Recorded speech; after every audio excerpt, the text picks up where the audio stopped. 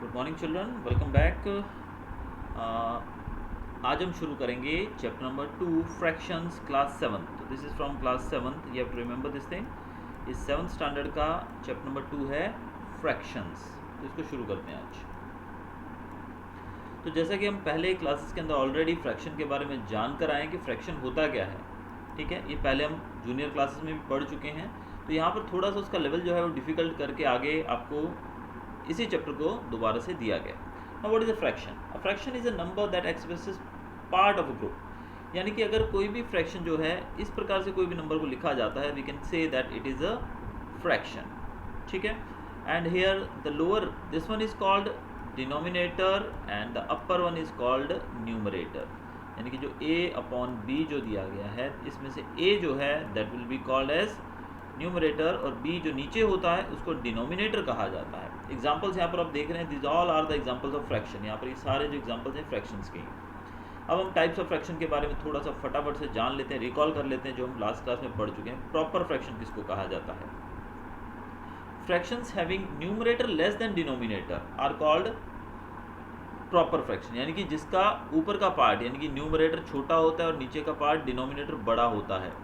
यानी कि ऊपर का पार्ट न्यूमरेटर छोटा हो तो उसको प्रॉपर फ्रैक्शन कहते हैं, जिसमें न्यूमरेटर छोटा होता है। आप यहाँ सब एग्जांपल्स में देख सकते हैं कि जो ऊपर के नंबर्स हैं वो नीचे वालों से छोटे हैं, so it's a proper fraction. Improper fraction होता है वो इसका उल्टा होता है, यानी कि जिसमें न्यूमरेटर्स आर लार्जर देन और इक्वल टू, यानी कि इक्वल टू भी हो सकते हैं। इसमें आप देखिए ये एग्जांपल भी आप देख सकते हैं 6/6, तो यहाँ पर 6/6 जो है ये इक्वल है, तो इसको हम इम्प्रॉपर बोलेंगे। और बाकी जगहों पे आप देख सकते हैं कि ऊपर जो है वो ज़्यादा है और नीचे कम है, तो प्रॉपर में नीचे ज़्यादा होता है और इम्प्रॉपर में ऊपर ज़्यादा होता है। Then last one comes with the mixed numbers, mixed fraction जिसको कहा जाता है। जब हम कभी फ्रैक्शंस को इस तरीके से लिखते हैं तो उसको कहा जाता है mixed number. Numbers having a whole number part and a fractional part are called mixed number. आप यहाँ देख सकते हैं दिस इज कॉल्ड 4/1/3। तो यहाँ पर 4 एक नंबर है और 1/3 इसका फ्रैक्शन है, तो इनको कहा जाता है मिक्स्ड फ्रैक्शन। तो 3 तरह के फ्रैक्शन के बारे में आपको हमेशा याद रखना है। प्रॉपर मतलब जिसमें ऊपर का पार्ट छोटा होता है, इम्प्रॉपर मतलब जिसमें ऊपर बड़ा होता है, और मिक्स्ड मतलब जिसमें इस प्रकार से लिखा जाता है जिसमें एक होल नंबर होता है। अब आगे चलते हैं, चलिए इसी में। Every mixed number can be written as an improper fraction and every improper fraction can be written as a mixed number।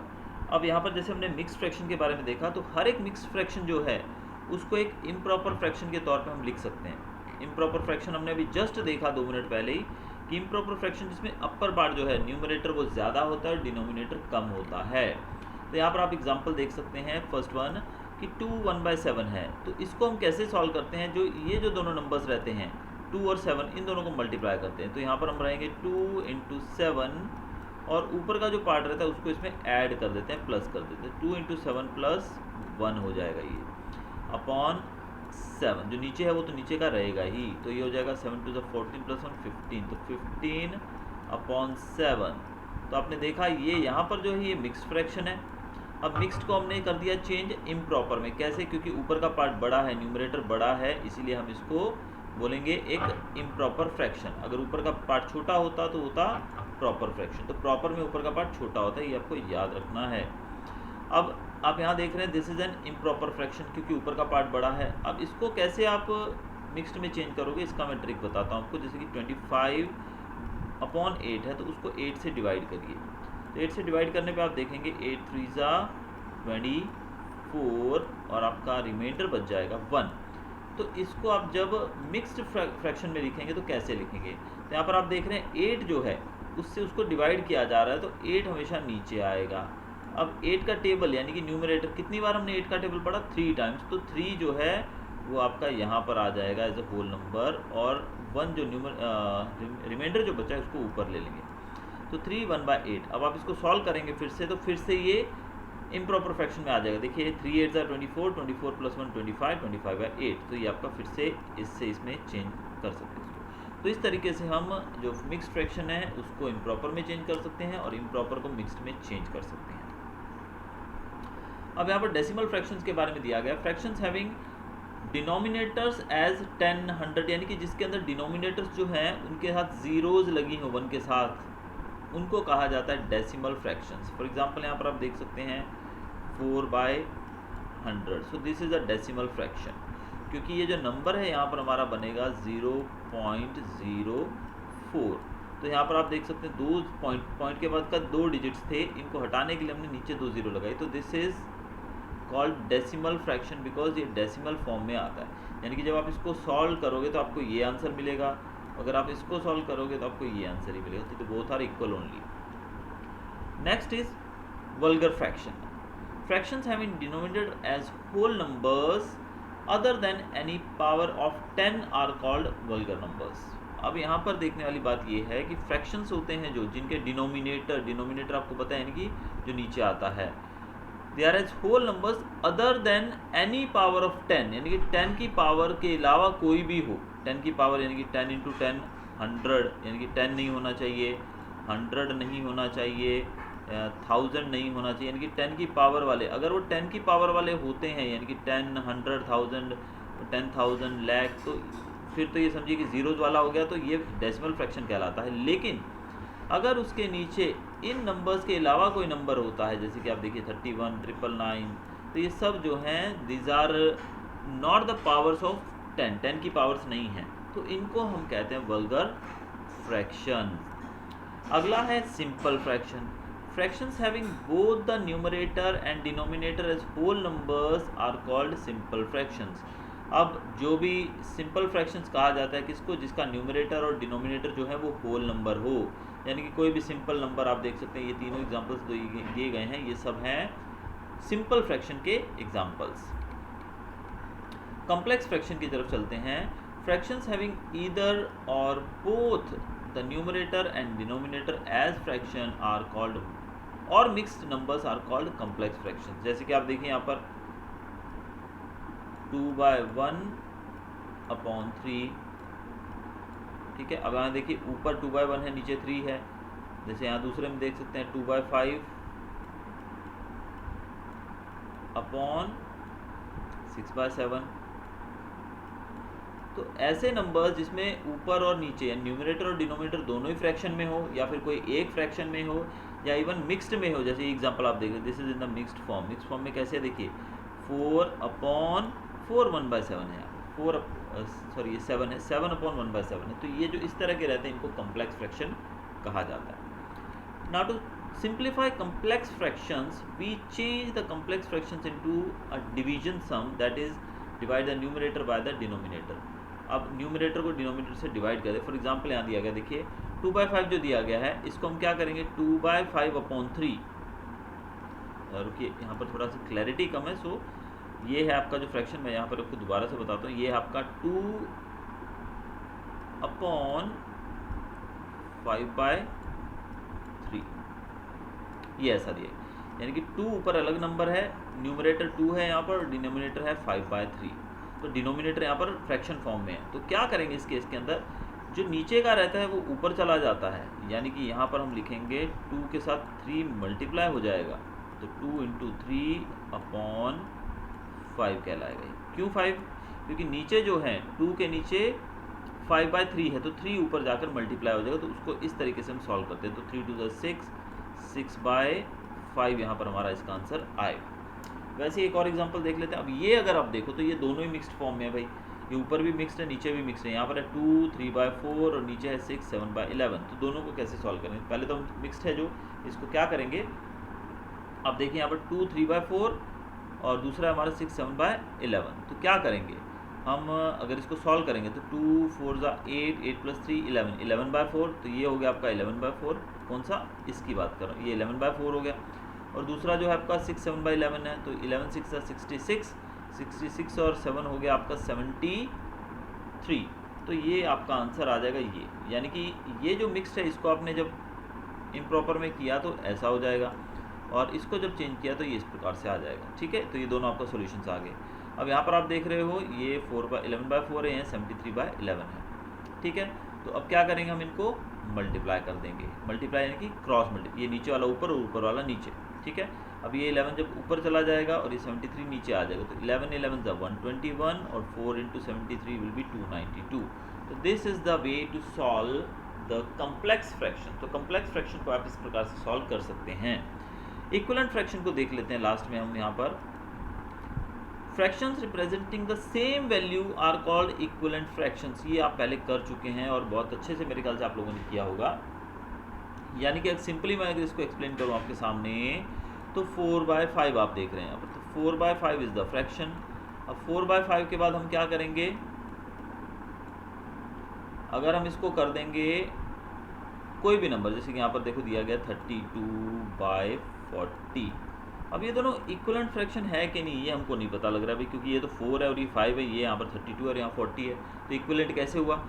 ये तरीका इसको चेक करने का ये है कि अगर आप इसको रिड्यूस फॉर्म में लेंगे, यानी कि 8 का टेबल लीजिए, 8 4 ज़ा 32, 8 5 ज़ा 40, तो आपने क्या पाया, जब आपने इसको रिड्यूस फॉर्म में किया तो आपको यही फ्रैक्शन दोबारा से मिल गई है। तो इसको कहा जाता है इक्विवेलेंट फ्रैक्शन। अब आपको अगर पूछा जाए कि भाई कोई एक नंबर दिया जाए उसका कुछ इक्विवेलेंट फ्रैक्शंस बनाइए, तो उसको कैसे बनाया जाए। तो 4/5 का जैसे हमने इक्विवेलेंट फ्रैक्शन बनाया है, तो आप उसका टेबल पढ़ दीजिए। तो 4 का टेबल 8 टाइम्स और 5 का टेबल भी अगर आप 8 टाइम्स लोगे, यानी कि दोनों का सेम टेबल होना चाहिए। अगर इसका 8 ले रहे हो तो इसका भी 8 टाइम्स ही होना चाहिए। तो 4 8 ज़ा 32 और 5 8 ज़ा 40। So this is an equivalent fraction, यानी कि आप टेबल पढ़ते जाओगे। यहाँ पर मैंने एक ही निकाला है, 4 इंटू 8 किया है इसी एग्जाम्पल के हिसाब से, लेकिन अगर यहाँ पर 4/5 को आप 4 इंटू 2 करोगे तो 4 2 ज़ा 8, 5 2 ज़ा 10। तो यहाँ पर 4/5 का अगर इक्विवेलेंट फ्रैक्शन देखा जाए तो 4/5 का इक्विवेलेंट फ्रैक्शन मैं बताऊँ तो 4 2 ज़ा 8 होता है, तो 8/5 2 ज़ा 10, यानी कि 8/10। अगर आप नेक्स्ट देखें तो 4 3 ज़ा 12 और 5 3 ज़ा 15, तो ये इक्विवेलेंट फ्रैक्शन है। तो ये तीनों इक्विवेलेंट फ्रैक्शन है। अब कैसे पता लगे इक्विवेलेंट है, आप डिवाइड करिए, 4 2 ज़ा 8, 5 2 ज़ा 2 4 ज़ा 8, क्योंकि हमने 2 से 2 का टेबल पढ़ा था। 2 4 ज़ा 8 और 2 5 ज़ा 10, एक ही टेबल से दोनों कटने चाहिए। यहाँ पर देखिए आप 3 4 ज़ा 12, 3 5 ज़ा 15, तो 4/, तो तीनों जगह पर आपको सेम आंसर मिलेगा। तो these are called the equivalent fractions. अब यहाँ पर लाइक और अनलाइक फ्रैक्शंस की बात की जा रही है। Fractions having the same denominator, जिनके डिनोमिनेटर सेम होते हैं उनको लाइक फ्रैक्शंस कहा जाता है, जिनके डिनोमिनेटर अलग अलग होते हैं they are called unlike fractions. ठीक है, अब हम पहला एग्जांपल हमारा लेंगे जो कि है convert these to fractions to like fractions. अब ये दो फ्रैक्शंस दिए गए हैं, इनको लाइक फ्रैक्शन में कन्वर्ट करना है, कैसे करेंगे। तो इसके लिए बहुत ही आसान तरीका है, आप एलसीएम ले सकते हैं। ठीक है, एलसीएम लिया जाएगा कैसे, आपको 5 और 7 का एलसीएम लेना है। ठीक है, तो ये हो जाएगा इक्विवेलेंट फ्रैक्शन में। कैसे, 5 और 7 का एलसीएम होता है 35, तो आपका 3/5 का जो एलसीएम 35 आएगा, इसका मतलब नीचे 35 आना चाहिए। तो 35 कब आएगा, जब हम इंटू 7 करेंगे, तो 5 7 ज़ा 35 होगा, और वैसे ही ऊपर भी हम इंटू 7 करेंगे तो हो जाएगा 21, तो ये हो जाएगा 21/35। अब दूसरे को लेंगे हम, 4/7 है, तो 4/7। अब नीचे डिनोमिनेटर सेम होता है, उसी को तो लाइक फ्रैक्शन बोलते हैं। तो डिनोमिनेटर सेम कैसे किया जाएगा, जब हमने इसका एलसीएम लेके ऐसे किया, तो 7 5 ज़ा 35, तो ऊपर भी 5 आएगा, तो 4 5 ज़ा 20 और 7 5 ज़ा 35। तो लीजिए हो गए आपके ये दोनों इक्विवेलेंट फ्रैक्शन। यस, ये दोनों देखिए, यहाँ पर 35 नीचे आ गया और यहाँ पर भी 35 नीचे आ गया, तो दोनों हो गए हमारे लाइक फ्रैक्शन। तो इस तरीके से आप इसको चेंज कर सकते हैं लाइक फ्रैक्शन के अंदर। कैसे, जब आप इन दोनों का एलसीएम लेंगे तब। अब आगे हम एडिशन और सब्ट्रैक्शन के रूल्स देख लेते हैं। टू ऐड और subtract two like fractions, we add और subtract the numerators, the denominators remains the same.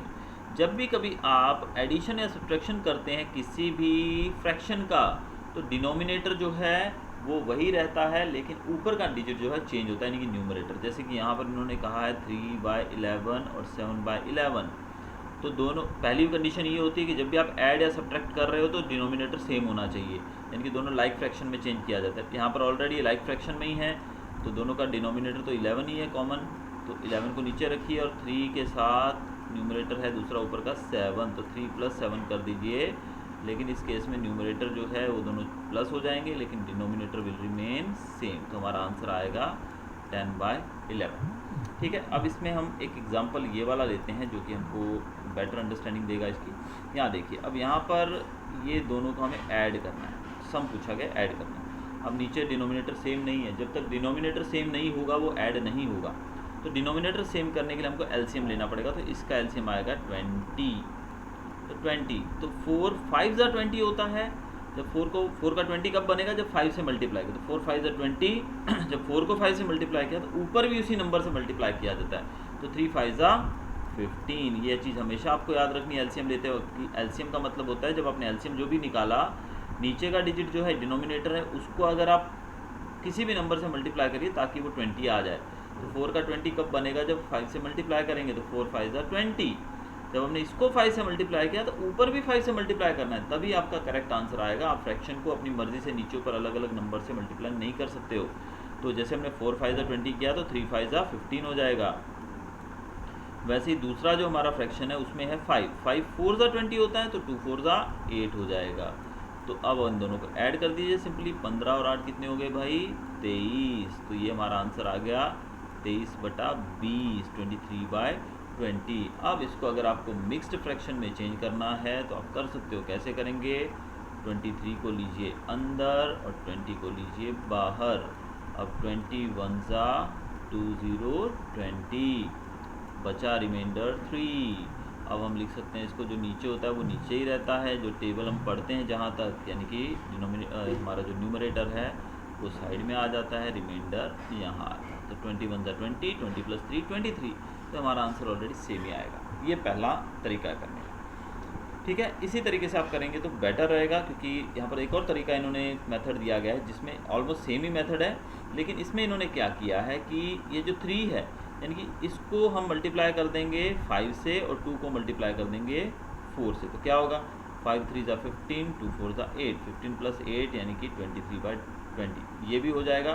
But ये जो मेथड है आपका, ये आपको हर जगह पर काम आएगा आगे आने वाली क्लासेस में भी। तो आई होप कि आप यही मेथड फॉलो करें। और बाकी अगर आपकी क्लास टीचर, मैथ्स टीचर जो भी समझाती है, आप अपने स्कूल के हिसाब से उसको फॉलो करिए। Now find the difference. यहाँ पर देखिए, जैसे हमने ऐड किया, प्लस किया, सम ढूंढा, वैसे ही हमें यहाँ पर डिफरेंस ढूंढना है। तो यहाँ पर डिफरेंस के लिए भी आप जानते हो कि 8 और 4 है, तो इसका एलसीएम फाइंड करेंगे तो will get the LCM as 8। हमारा एलसीएम 8 आ गया भाई। 8 एलसीएम आ गया। तो 8 नीचे तो ऑलरेडी 8 ही है यहाँ पर, तो 8 1 ज़ा 8 होगा, तो 7 1 ज़ा 7 हो जाएगा। तो यहाँ पर 7 ही रहेगा हमारा। दूसरे केस में 4 2 ज़ा 8 होता है, तो ऊपर भी 2 से मल्टीप्लाई करना पड़ेगा। तो 3 2 ज़ा 6 होता है भाई। तो ये हो गया आपका 1/8। तो ये आपका डिफरेंस हो गया।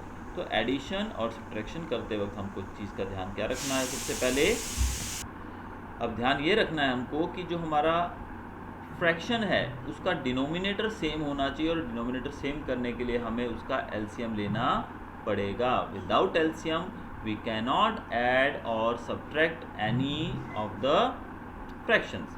वैसे ही यहाँ पर आपको एक मिक्स फ्रैक्शन दिया गया है। इस मिक्स फ्रैक्शन का डिफरेंस फाइंड करना है। तो मिक्स फ्रैक्शन को आप पहले इम्प्रॉपर फ्रैक्शन में चेंज करिए। 3 2 ज़ा 6 + 1 7, तो ये हो जाएगा 7/3। अब 7/3 में से हमें माइनस करना है। 2 1 ज़ा 2 + 1 3, 3/2। अब इनको माइनस करना है तो एलसीएम लीजिए और डिनोमिनेटर को सेम करिए, और फिर आप इसको आसानी से आगे सॉल्व कर सकते हैं। तो अदर एग्जाम्पल्स जो हैं ये आपको ट्राई करेंगे। This is your first exercise 2A। This you will be solving yourself. And now next class we will study about the multiplication of the fraction. Till then, goodbye.